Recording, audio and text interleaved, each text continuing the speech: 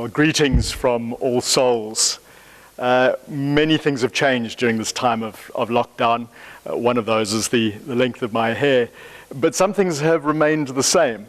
And you'll be pleased to see the worship space here at All Souls remains just as it did as we started lockdown, remains here ready to welcome worshippers when the time is right. Most of you by now have either heard the President issue his statement, which gave permission for churches as of the 1st of June to reopen their worship spaces for gatherings. Most of you probably have read statements and commentary on it. There certainly have been a flurry of comments, some from either our own Archbishop of Cape Town, and indeed the chapter of the Diocese of Natal are issuing a statement today, which is Friday. And I wanted to just, from my perspective, share my reflections with you. I believe that one of the things that we've learnt, or be reminded of perhaps during this time of lockdown, this enforced quarantine, is how important gatherings are to the church. And I think that, we as Christians are called to relationship with God, but also with each other. And this time has been a reminder that perhaps we have taken for granted the right to gather. We've taken it for granted, and so during this time, it's been a time of great hardship and sadness for many of us. We miss meeting together. It's so much at the heart of what we are, of who we are as the church. But, I think we've learned a few other things during this lockdown as well. And maybe celebrating Easter, Holy Week and Easter, those most crucial and holy times of the year for us as Christians, celebrating that festival, feast, during this time of lockdown has been incredibly revealing, certainly to me. As we've relived the experiences of Jesus through Holy Week, been reminded of his life, of his death, and then indeed of his resurrection. All of that has taken place against the backdrop for us as South Africans of being in lockdown, of being separated. And yet the church has continued. This lockdown hasn't meant that the church has closed, but simply that our buildings have closed. And as I look at our ongoing attempts to maintain community and communication, for us to continue with our pastoral care, our outreach work to those who are most at need, our teaching and learning, all of these things have continued. And I really hope that for you as well as for me, we've been reminded again that the church does not find its identity purely in its buildings and in its traditions and rituals. As useful as those things are, there is something else that transcends. And as we've reflected on Easter, certainly in my case, I've been reminded again that really what we do as Christians is that we have been entrusted with one task, with one real message, and that is to share the good news of Jesus Christ in word and in deed. And we do that because really the message is love. That ultimately, for God so loved the world that he gave his Son, is the message that has been entrusted to the church. And the Spirit has been given to empower us to do just that one thing at the end of the day. The rest is detail. We are meant to embody God's message of love, just as Jesus did while he was with us.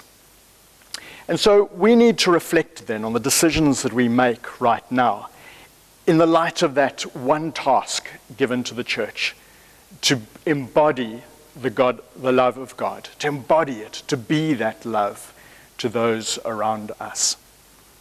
And so we have to answer the questions that are posed to us right now with the possible lifting of these restrictions on worship. And we have to ask ourselves, what is the right thing to do in keeping with being love in the world? And I think we're faced with two maybe opposing views, two opposing experiences even perhaps. And the one is for those people who have not been able to connect online, who don't have access to technology. for whom the church may be the only place that they can gather safely during the week. For them, the absence of worship has been particularly heartfelt. And I have to ask the question, for those folk, what is the loving thing for the church to do at a moment like this? But of course, the other view is that we find ourselves in the midst of this most terrible pandemic. And we're at a moment where, far from the curve of infections and of death, sadly, either peaking or declining, we are still in that exponential part of the curve where the numbers are growing daily at a frightening rate. What is the loving thing for us to do in the midst of our pandemic? And we're left with having to weigh up these two competing, perhaps, ideas or urges. One is for us to regather as quickly as possible so that we can express our love for each other. And the other is, do we perhaps withhold our gatherings in the greater interest, in the interest of our community?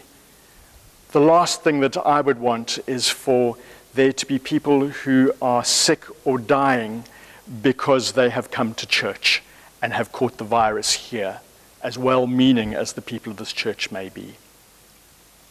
And so in answer to these two balancing issues, our church, our executive here at All Souls, as well as the chapter of this diocese, has decided that the answer is yes, but not yet. Yes, we want to gather. Yes, we are going to make all preparations to be compliant with the regulations that allow us to open, with all of those health and safety things, with all the distancing, with all of the paperwork that's going to go with the regulations. Yes, we're going to proceed as fast as we possibly can to get our church ready to reopen. But not yet are we going to open our doors again. Not yet. That would not be in keeping with the love to which we are called. But you see, we are called to, I think, to do even more, to reach out to those who feel marginalized right now, those who feel lonely, who feel excluded, who don't have access to technology. I think we need to redouble our efforts to reach them.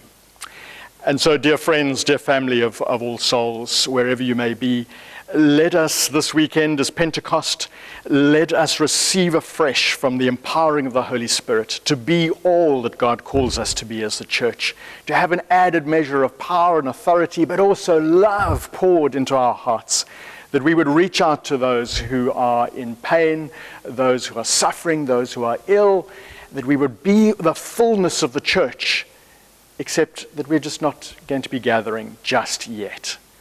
And so, my dear friends, please take this message. Please, I pray that God would comfort you if you are disappointed by it, but also that God would bring you a real sense of his presence, that you would know that you are part of this church and the greater church across the earth by the power of the Spirit, that we can still be all that we're called to be, because we are blessed by an amazing, loving God who is with us, whatever our circumstances. And so may God bless you now and always. Amen.